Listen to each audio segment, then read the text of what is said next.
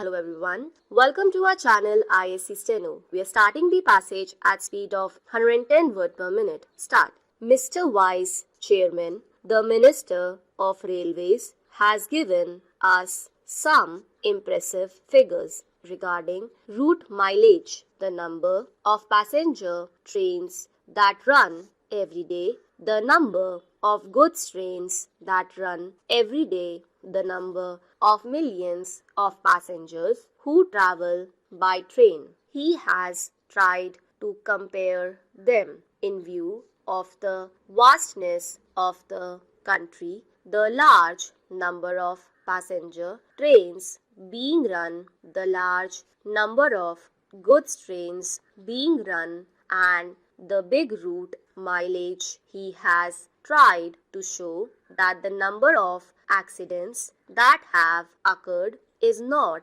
quite alarming. I do not know what his idea was when he tried to compare the number of accidents against this background. Committees have been appointed when serious accidents took place to find out why such and such accidents took place. The Shah Nawaz Committee, which was appointed in 2006, gave a very voluminous report. Therein, they had stated the causes of accidents that occurred during the period before, and they had also suggested some preventive measures. The government have again appointed another committee headed by Dr. Kunzru. It is more than 8 months or so. I do not know why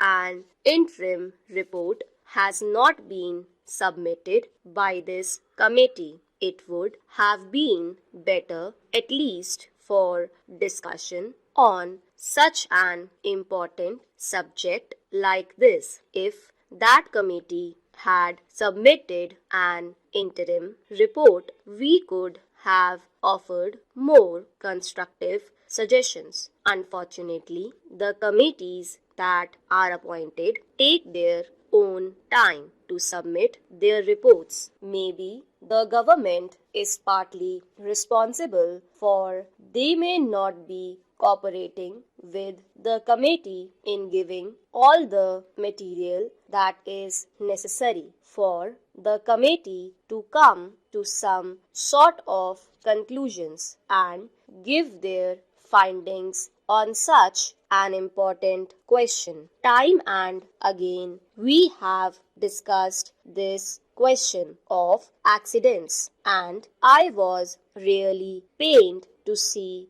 how the minister tried to minimize the seriousness of the railway accidents. He also quoted in the other house the figures, the number of accidents that are taking place in other countries, particularly America and England.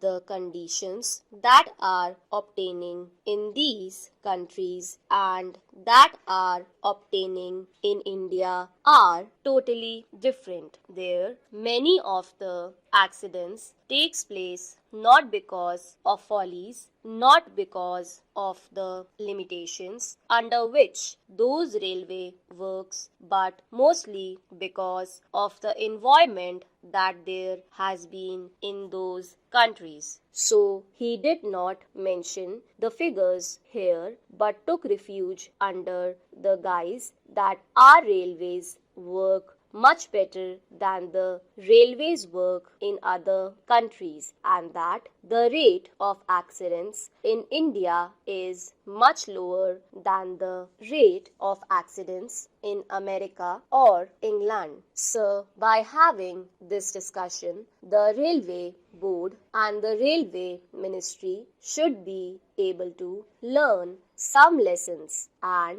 if they are prepared to implement the silent suggestions that will be made by the members, then many of these discussions will not take place and many of the accidents that take place these days will not occur. It has now become almost an everyday affair after the statement was made by the Honorable Minister in this House and the other House. Another accident had occurred to a deluxe train. It is therefore incumbent and imperative on the part of the Railway Ministry to see whether they could avoid these accidents. Many of the accidents that have occurred not because they are accidents but because of the wrong things done by the Railway Ministry. When a train leaves the station, care is not taken to see whether it has a defective engine, defective locomotive, whether proper check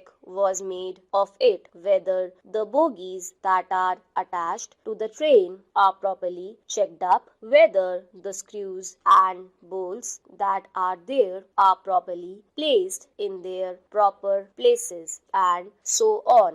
These are all things which, if properly inspected, will show whether the train is fit for traveler not, and if these things are properly adhered to, many of the accidents will not occur. A member in the other house has reported a statement from the statesman of Kolkata that the loco shed people asked the driver of a particular train to somehow manage, even though he complained that he could not take the train. He tried to manage. When the train arrived very late, he was said to have been manhandled by the crowd for the late arrival of the train, and he is reported to have stated to the correspondent that in spite of the protest that he made, he was asked to take that locomotive which was very defective. Last year, similar accidents occurred. For instance, the Ranchi accident. It is also reported that the engine driver protested when he was asked to take the train